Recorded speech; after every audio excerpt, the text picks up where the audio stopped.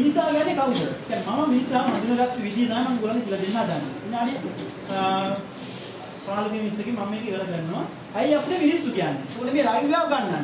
හරි? අපි මේ ලෝකෙත් එක්ක නිකන් අඳුර ගන්න යන්නේ. ඒතර මේ අන්තර්ජාලෙත් එක්ක සම්බන්ධව වැඩ කරනකොට මේ රටේ ඉන්න මිනිස්සු විතරක් නෙමෙයි අපි අඳුර ගන්න. ඒතර අපිට පුළුවන් වෙනවා මේ ලෝකෙත් එක්ක හැප්පෙන්න. එතකොට අපි මිනිසා පිළිබඳව දැනගෙන ඉන්නවා මොන ලෝකෙටම දෙන්න පුළුවන් දෙයක්. ලෝකේ ඕනම රටක කෙනෙකුට අභියෝග කරන්න පුළුවන් දෙයක් අපි ළඟ තියෙනවා. නැත්තම් කිචෙන් තමයි වෙන්නේ. හරිද? ඉතින් ඒක නිසා අනිත් නැත්තම් විනාශ වෙන්න සිදු වෙනවා අපිට. අන්තර්ජාලය කියන්නේ හොඳට වගේම නරකට දෙකටම දෙනවා. අද මිනිසා කියන්නේ හරියටම අපි මේක දැනගන්න නැතුව අන්තර්ජාලයට ප්‍රවේශ කරනොත් හොඳ පැත්තටනේ වැඩිපුර ක්‍රියාත්මක වෙන්නේ නරක පැත්තට. හරියටම අපි මිනිසා කියන්නේ කවුද කියලා හරියට දැනගෙන වැඩේට වැස්සොත් අන්තර්ජාල නිසා කවදාවත් අපි නැති වෙන්නේ නැහැ. අපි ලෝකේ ඉන්න මිනිස්සෙක්. අපි මේ පෘථිවියේ මිනිසෙක් කියන හැඟීමත් එක්ක මොන ලෝකෙම වලපෑම් කරන්න පුළුවන් ලෝකෙත් එක්ක අනුසුදු කරන්න පුළුවන් ප්‍රබල පුද්ගලෙක් වෙනවා.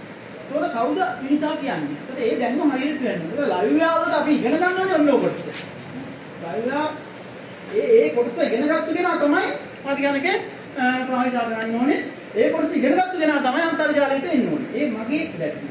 ඒක තමයි මම හැමතැනම කියා යන්නේ. කවුද මිනිසා කියන්නේ? ඇයි අපිට මිනිස්සු කියන්නේ? මේ ප්‍රශ්නේ තමයි තියෙන්නේ. හරි? කෙනෙක් කියන්න ගන්න ඇයි අපිට මිනිස්සු කියන්නේ? මනස උසස් නිසා. හරි. ඔබ මම ওই ප්‍රශ්නේ මම දැන් මේ පරිශීලනය කරන කාලේ හරි මම ওই ප්‍රශ්නේම අහලා තියෙනවා. අහුවදී මොකද? හැබැයි තියෙන්නේ හැබැයි අවුරුද්දට දිග පොලියෝ තියෙනවානේ. මම ওই පොලියෙන් ගිහිල්ලා ප්‍රශ්නේ අහුවා. ඇත්තට අහුවා. මම ඒක මිනිස්සු කියන්නේ කියලා. හරි. ඒ කියන්නේ මම සමාජ විද්‍යාව ඉගෙන ගන්න මුල් මාසවල ওই ප්‍රශ්නේ අහුවා. ඒගොල්ලෝ කිව්වේ ওই කතාව නෑ. මොකද අහන්න ප්‍රශ්නයක් නෑ. මම දුසක් දාපම අපි මිනිස්සු කියන්නේ. ඒක ඇත්තම ඉන්න කියන එක ප්‍රමාණවත් නෑ. නිසා මම කතාවක් හදාගත්තා මේක හරියටම පැහැදිලි කරලා දෙන්න. මිනිස්සු කියන්නේ කවුද කියලා. මම පොත්පත් වල ඉගෙන ගත්ත දැනුම සහ ඒ 100ක්ම මේවා තහවුරු කරපු දැනුම. විද්‍යාඥයෝ විසින් පරිශනාත්මක තහවුරු කරපු දැනුම. මිනිසා කියන්නේ අයි. මොකද මේ ප්‍රශ්නේ මම ඔයාලට පැහැදිලි කරන්න මම සංවාදාත්මකව මේක කරගෙන යන්නේ. නමුත් එහෙම ආද කරන්නේ නෑ. මොකද මේ කාලේලාවක් නිසා අරගෙන ගොඩක් විදිහට යනක් තියෙනවා. ඒතර අපිට මිනිසා කියලා කියන්නේ මනස උසස් තමයි. ඒක නෙවෙයි. අපි මම මේක පැහැදිලි කරන්නම්. අපි සතුන්ගෙන් වෙනස් වෙන්නේ කොහොමද? කියලා මම පැහැදිලි කරන්නම්. සත්තු ඔක්කොම එක පැත්තකට දානවා. සීල සත්ත්වයන් දුක් වේවා කිව්වම අපි කියන්නේ මිනිසත් එක්ක ඔක්කොම සත්තුනේ අපි. නමුත් මම කියනවා නෑ අපි සත්තු නෙවෙයි. සත්තු ළඟ තියෙන ඒ ලක්ෂණ අපි ළඟත් තියෙනවා. ඇත්ත. සත්තු තුස්ම ගන්නවා අපි තුස්ම ගන්නවා. හරිද? ඒ නිසා සීල සත්ත්වයෝ කෙනෙක් කොටද අපි යටෙනවා. හැබැයි කිසිම සත්ත්වයක් ළඟ නැති යම් දෙයක් අපි ළඟ තියෙනවා. අන්න ඒක නිසා තමයි අපි මිනිසා කියලා කියන්නේ. මොකක්ද අන්නේ දේ? ඒ තමයි චින්තනය. චින්තනයේ තියෙන මිනිස්සු විතරයි. ඒත් එහෙම කොට ප්‍රමාණවත් නැහැ. ඔක්කොම කියයි ඉස්සරහට ඉන්න නිසා. චින්තනයේ මිනිස්සු විතරයි. ඒත් එහෙම ප්‍රමාණවත් නැහැ. ඒ නිසා චින්තනයේ පිළිබඳව හරියට ඉගෙන ගන්න ඕන අන්තර්ජාල ප්‍රවිෂ්ඨ වෙන නම්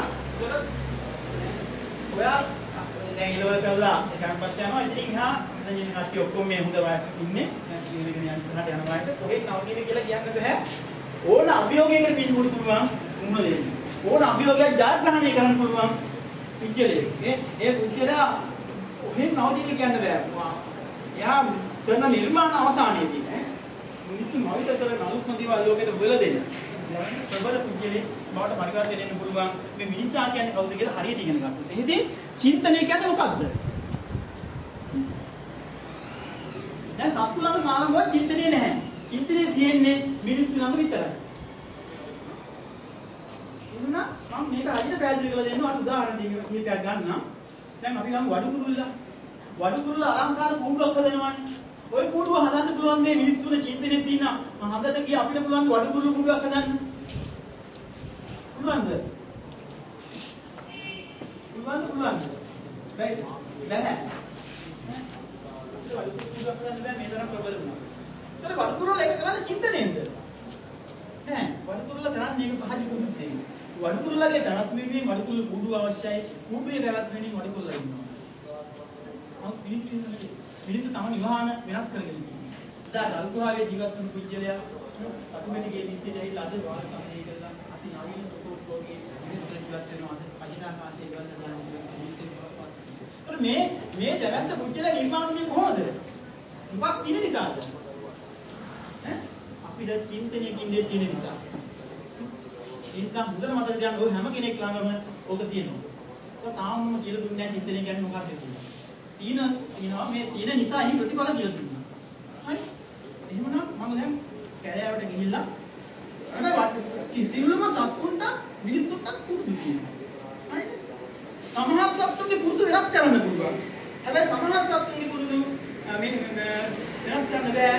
සමහර ඒ වගේම මිනිසුන්ට පුරුදු තියෙනවා. මිනිසුන්ට පුරුදු තියෙනවා. මිනිසුන්ගේ පුරුදු මිනිසාට අවශ්‍ය පරිදි වෙනස් කරගන්න පුළුවන්. ඒගොල්ලන්ට පුරුදු තියෙන නිසා මම කැලෑවට ගිහිල්ලා අල්ලගෙන එනවා.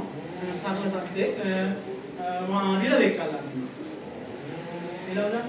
ඊළානට දැකලා දිනවන්නේ නේද? මම නිලවෙක් අල්ලන්න ඇවිදලා මේ නිලවට පුරුදු කරනවා අපුරු දෙල්ලම.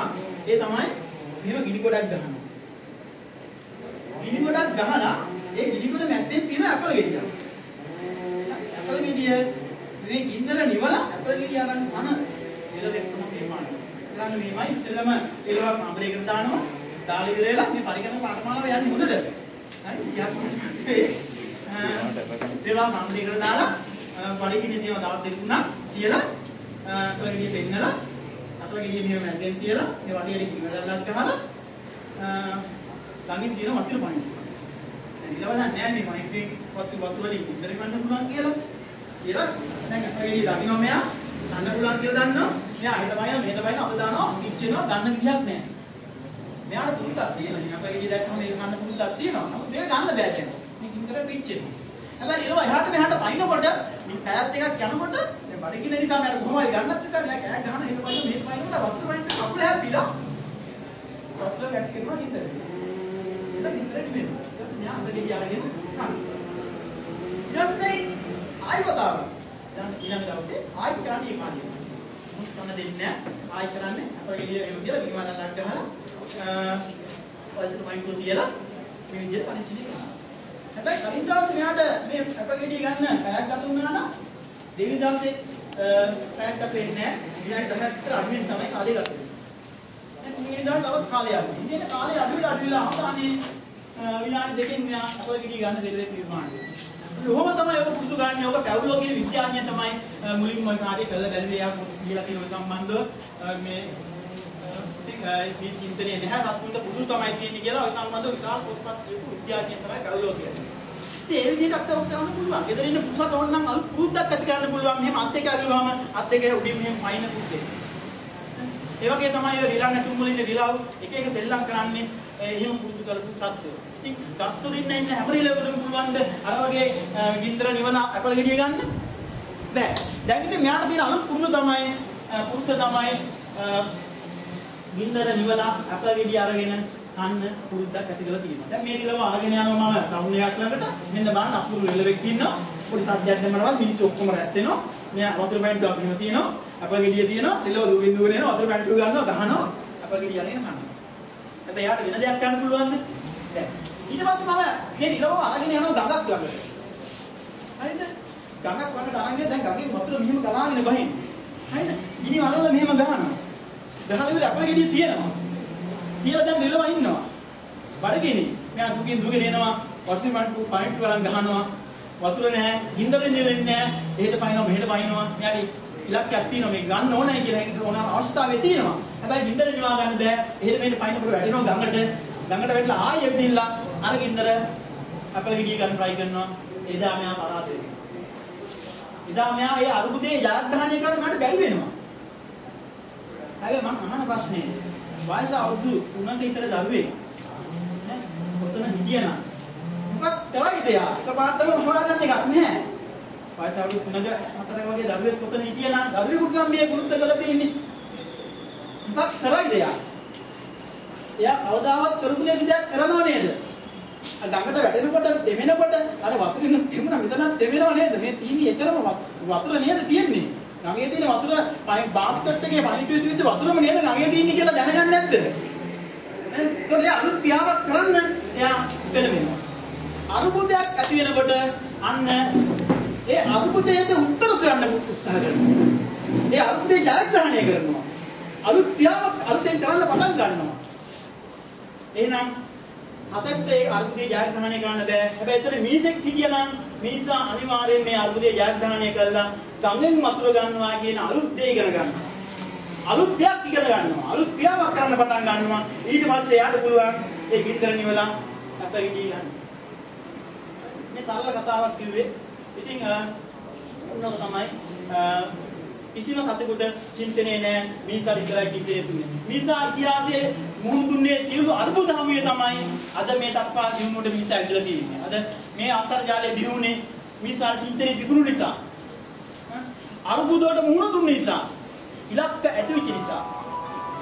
ඔයාලෝ දන්නවා ඇති මුහුණ පරිගණකයේ විශාලත්වය කොච්චරද? කාමරයක් තරම් විශාල පරිගණක ඉතිහාසය ඔයගොල්ලෝ ඉගෙන ගන්නවානේ. පරිගණක ඉතිහාසය උගන්වනකොට චින්තනය ගැන උගන්වන්නේ නැතුව තමයි උගන්වන්නේ. ඒක ලොකු අඩුවක්. පරිගණක ඉතිහාසයේ තනිකර චින්තනයෙන් තමයි බත් වෙලා තියෙන්නේ. මුළු විශාල කාමරයක් තරම් විශාලයි. මේක ප්‍රශ්නයක්, අර්බුදයක්. ඇයි මට මේ ලොකු කාමරයක් තරම් පරිගණකේ කොහෙටත් අරගෙන යන්න බැහැනේ. කාමරේ ගේ මනුස්සය යන්නේ. ඒතර මේ අර්බුදෙ මොකද කොහෙටත් අරගෙන යන තත්ත්වෙට නිර්මාණය කරන්නේ. ඒක කරන්න ඕන. ඒතර දැන් මිනිස්සු අර්බුදෙ මොනකට මොන දුන්නා. ඒ අර්බුදයේ ප්‍රතිඵලයක් විදිහට අලුත් දැනුම සාකච්ඡා. ඒ දැනුමෙන් අලුත් දේවල් කරන්න පටන් ගත්තා.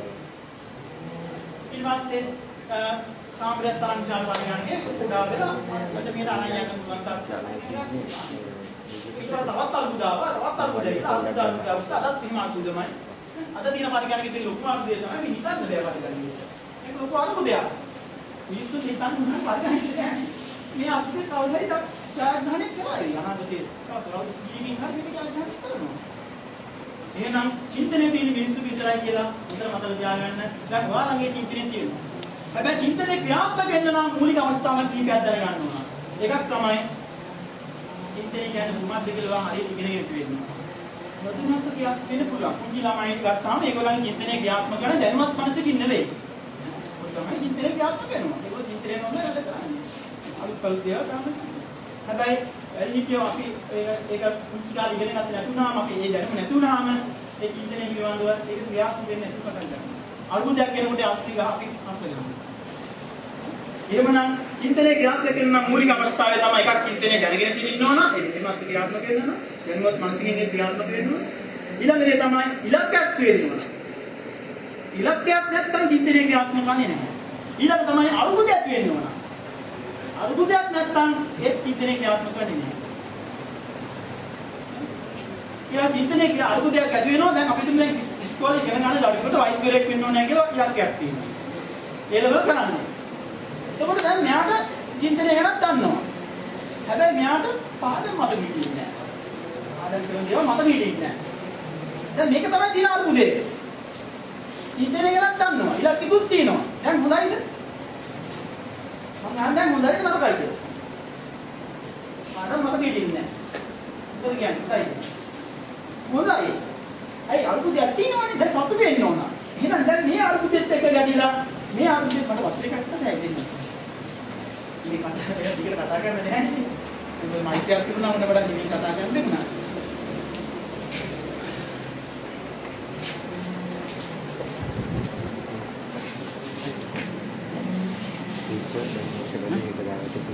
ඒක